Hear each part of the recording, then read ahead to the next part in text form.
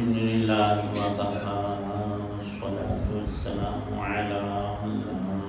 لا نبي بعده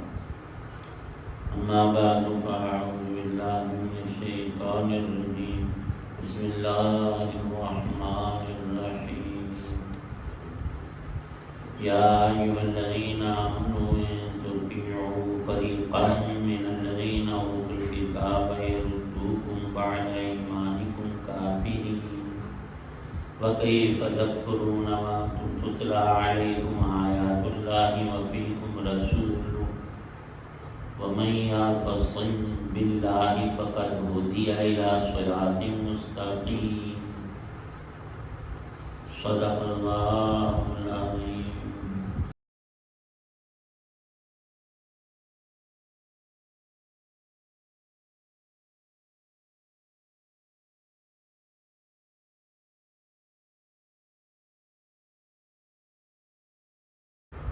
اے ایمان والو،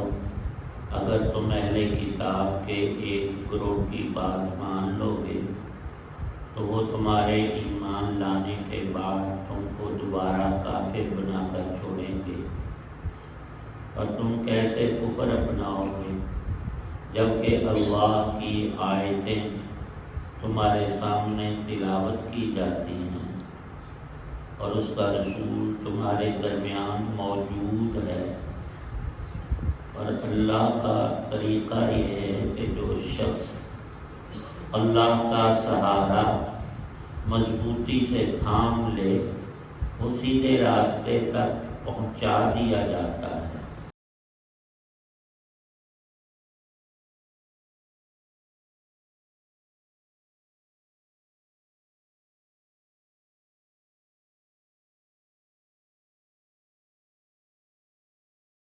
سورہ آل عمران کی آیت نمبر 100 اور آیت 101 ہیں. ان دو آیات میں وہی مضمون جو پیچھے سے شروع ہوا اور اس میں سب مسلمانوں کے لیے بہت ہی خیر کی بات جو دنیا اور آخرت کی برکات سے لبریز ہے ارشاد فرمائی کہ مسلمانوں کو کبھی بھی یہ نہیں چاہیے کہ اہل کتاب اپنے حاسدین رب کے منکرین جو نرا دعویٰ تو رکھتے ہیں کہ ہم بھی اللہ کو، نبوت کو، آخرت کو اور کتاب تورات کو مانتے ہیں، لیکن ان چیزوں کی حقیقت ان کے پلے میں نہیں ہے. ہرگز اللہ پر ایمان کا دعویٰ کرتے ہیں تو اللہ صرف اس ایمان کو قبول کرتا ہے جو اس کی شایان شان حضرات انبیاء علیہ السلام نے سب نے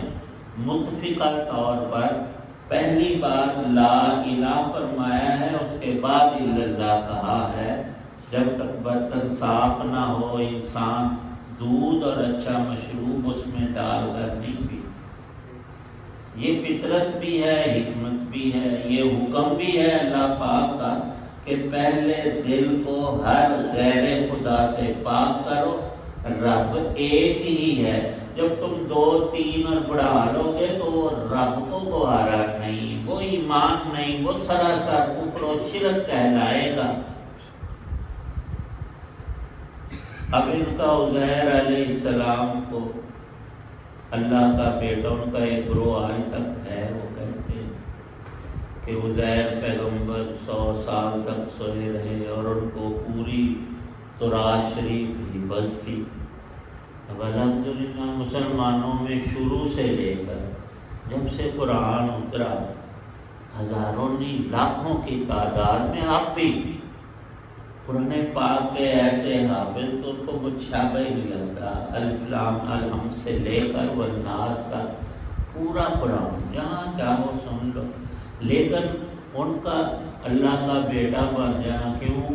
کہ ان کو اللہ کا کلام یاد ہے. یہ تو کچھ تو اور دلیل نہیں ہے. یہ برکت تو ہے، یہ فضیلت تو ہے، یہ اللہ کا قرب اور رضا ہے، لیکن چیز کو اتنا بڑھا دینا کہ کچھ کا کچھ زمین و آسمان کے خلافے ملانا اور ان کا یہ کہنا کہ ہم موسیٰ علیہ السلام پر اترنے والی تورات شریف کو مانتے ہیں، پڑھتے ہیں، عمل کرتے ہیں، یہ سارا اس وقت جھوٹ بول رہے تھے۔ اور شروع میں ان کے بھی حالات قرآن میں مذکور ہیں کہ تمہارے گروہ اول نے یہی کہا تھا کہ اے اللہ کے نبی، آپ سے ہر بات پوچھتے ہوئے ہم ہزاروں کی تعداد میں بڑا مسئلہ بنتا ہے، ایک کتاب اللہ پاک اتارے، ہم سب کے پاس اس کی نقول ہوں، ہم مسائل کو اسی سے حل کر لیں، جو مسئلہ سمجھ نہ آئے آپ سے پوچھ لیں۔ تو اللہ پاک نے تورات شریف موسیٰ علیہ السلام کو لکھی ہوئی آسمانوں سے تختیوں پر اتاری، وہ لے کر آئے تو ان ظالموں نے کہا یہ تو بڑے مشکل احکام ہیں، اس میں روزہ بھی تھا، نماز بھی، اور دیگر نیک کام بھی، اور پھر گناہوں کی سزائیں اور تعزیرات بھی، قصاص وغیرہ کے احکام تھے۔ پڑھ کر کے نہیں یہ بدل کے لو، کچھ سوکھا جا کام ہو گئی، یہ تو مشکل احکام ہے۔ تو انہوں نے کہا ظالموں تم نے خود مانگے، اور اللہ سب سے بہتر جانتے ہیں کہ حکم کون سا کس وقت چاہیے، اس کی حکمتوں سے بھرا ہوا، مانو گے تو خیر ہے، ورنہ یہ پہاڑ اٹھا کر فرشتہ لا رہا ہے تمہارے اوپر چھوڑ دے گا، سب برباد ہو جائے۔ اور انہوں نے آنکھوں سے دیکھا کہ وہ پہاڑ پورے کا پورا زمین سے ہلا، اوپر اٹھا ہے اور آ رہا ہے۔ پھر ہاتھ جوڑنے لگے کہ ٹھیک ہے موسیٰ علیہ السلام، جو اللہ کا حکم ہے ہم نے قبول کر لی۔ پھر اس میں یہ تھا کہ آخری رسول صلی اللہ علیہ وسلم کی علامات، اور جب وہ تشریف لائیں تو حکم ہے، اگر میں اللہ کا پیغمبر موسیٰ علیہ السلام اس وقت زندہ ہوا تو میں نے بھی ان کی پیروی کرنی ہے، اللہ کا حکم ہے، اور میں نہ ہوا تو تمہیں میں وصیت بھی کر کے جا رہا ہوں، اللہ کا حکم بھی، یہ تورات شریف میں پڑھ لو، تم نے اس وقت ان پر ایمان لانا۔ تو بجائے ایمان لانے کے ان بدبختوں نے مسلمانوں کے خلاف وہ سازشیں کی کہ الامان والحفیظ،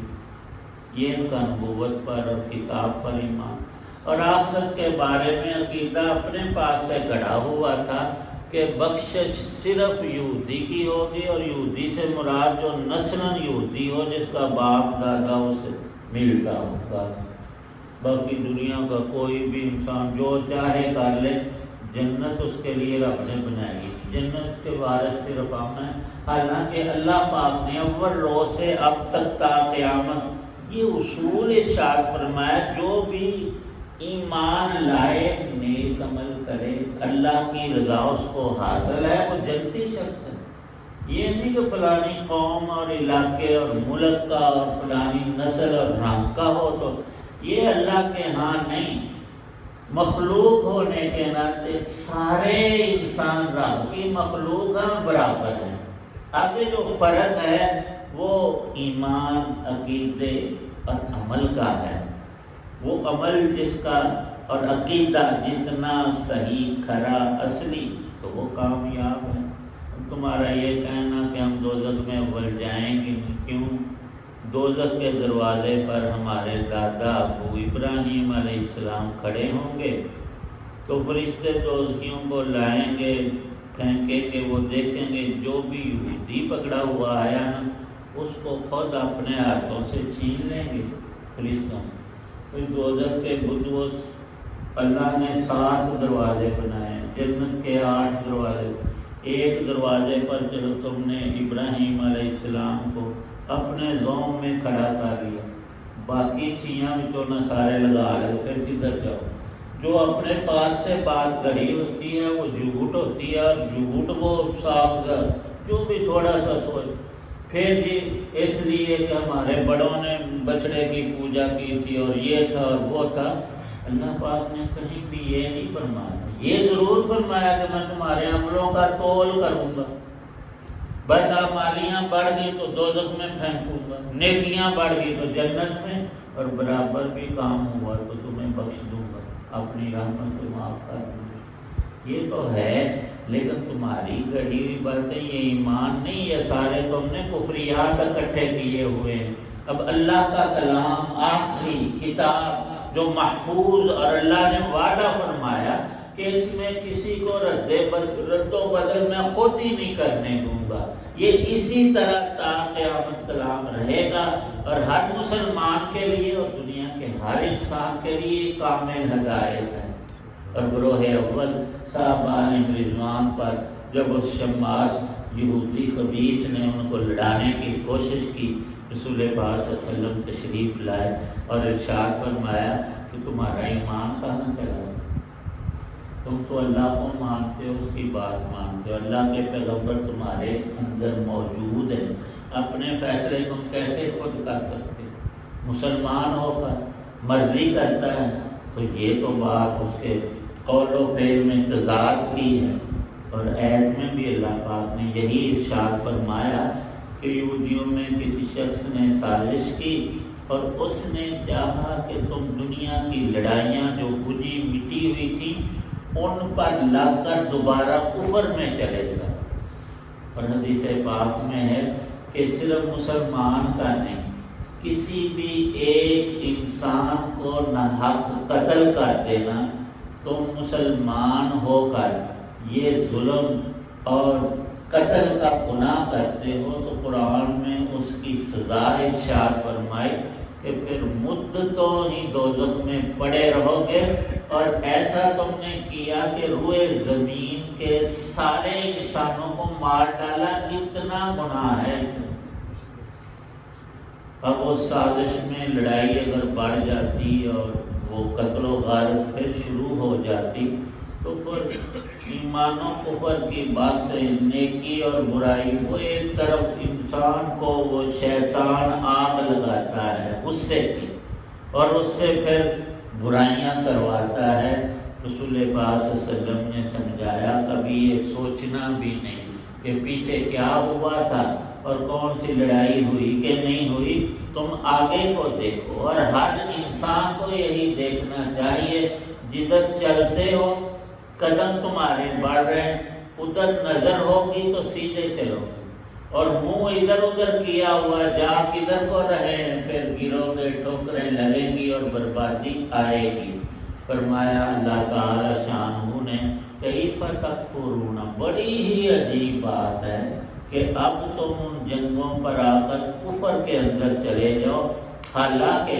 تمہارے سامنے اللہ کے سچے رسول صلی اللہ علیہ وسلم قرآن کی تلاوت کرتے ہیں، آیتیں پڑھتے، تم بھی ایک دوسرے کے سامنے قرآن پڑھتے۔ تو قرآن پڑھنے کا مطلب اتنا نہیں کہ میری تلاوت کرنا، یہاں حکم کیا ہے اللہ پاک کا؟ اس نے فرمایا ہے کہ آپس میں دنیا داری کی جنگا خانہ جنگی کرو، آپس میں لڑو، یہ تو پورا قرآن پاک ہے۔ وہاں تو پچھلی چیزیں وہ بھی ایک دوسرے کو معاف کرنے کی۔ پھر دوسری بات ارشاد فرمائی، ایک تو اللہ کا کلام قرآن سب سے بڑا فیصلہ، اور دوسرے اس پر مستزاد اللہ کے رسول ابھی زندہ تمہارے اندر موجود ہیں، تمہیں جرت کیسے ہوئی خود فیصلہ کرنے؟ تم ان کی عدالت پاک میں جاؤ، وہ عدل و انصاف اور اللہ کی رحمت کے تقاضے جو ہیں وہ تمہارے سامنے رکھے گی، اور کامیابی کی راہیں جو اللہ نے تمہارے اوپر کھولی ہیں ان کو مضبوط کریں گے تمہارے لیے۔ تو وَفِيكُمْ رَسُولُهُ، یہ تخصیص تھی اس زمانے کے مسلمانوں کی کہ اللہ نے خود فرمایا ہر بات اللہ اور اس کے رسول پر پیش کرو اور ان کے فیصلوں کو دل و جان سے مانو۔ وَمَن يَعْتَصِم بِاللَّهِ، اگر ایسا کرو گے پھر ہمیشہ کی ہدایت، اللہ کی رحمت، اس کی برکتیں دنیا میں بھی، قبر اور حشر میں، برزخ اور قیامت میں، پھر آخری لفظ قرآن میں الآخرہ کا آیا، ہمیشہ ہمیش کے لیے تمہاری یہ کاوشیں کوششیں دین کی، اللہ اور رسول کی رضا کی، ان کے احکامات کی پابندی کی ضرور رنگ لائیں گی، اور یہ جہان بالکل چھوٹا اور تھوڑا ہے۔ ابھی جو نماز میں تلاوت ہوئی سورۃ الاعلیٰ، اللہ پاک خود فرما رہے ہیں میرے بندو والآخرۃ خیر وابقیٰ، جو اگلا گھر ہے اس دنیا والے گھر سے کہیں بہتر ہے۔ اللہ کتنا بہتر فرمایا، تمہاری سوچ سے بہتر، لاکھوں کروڑوں گنا بہتر، اربوں خربوں گنا بہتر۔ کتنا بہتر ہے وہ صرف رب جانتا ہے، تم دیکھو گے تو پھر ششدر رہو۔ والآخرۃ خیر، اور ایک اور خوبی ہے وہاں کی کہ ابقیٰ، وہاں موت نہیں، بیماری نہیں، کوئی تنگی نہیں، تکلیف نہیں، پریشانی نہیں، بڑھاپا نہیں۔ ہر وہ چیز جو انسان کو آج اس دنیا میں ناپسند ہے وہ اللہ نے وہاں رکھی ہی نہیں۔ فرمایا کہ لاکھوں کروڑوں سال جنتی جنت میں عیش بہار میں گزارے گا، جتنی چیونٹی کے کاٹنے سے تکلیف ہوتی اتنی بھی پیش آئے گی نہیں۔ وہاں اللہ نے قرآن میں فرمایا ہم نے یہ چیز رکھی ہی نہیں جو انسان کو پریشان کرے یا تکلیف دے۔ وہاں تو نری خوشی ہے، اور ہر وقت کی خوشی اور بہار ہے، اور وہ خوشی جسمانی بھی ہے، روحانی بھی ہے، عقلی بھی ہے، ظاہری بھی ہے، باطنی بھی ہے۔ مسلمان کو تو ادھر منہ کرنا چاہیے، اور اس کی تیاری میں ہر دم پوری جرت قوت ایمانیہ سے صرف چلنا نہیں دوڑنا بھی چاہیے۔ اللہ نے یہ سارے ہونا قرآن میں فرمایا۔ اللہ پاک عمل کی توفیق۔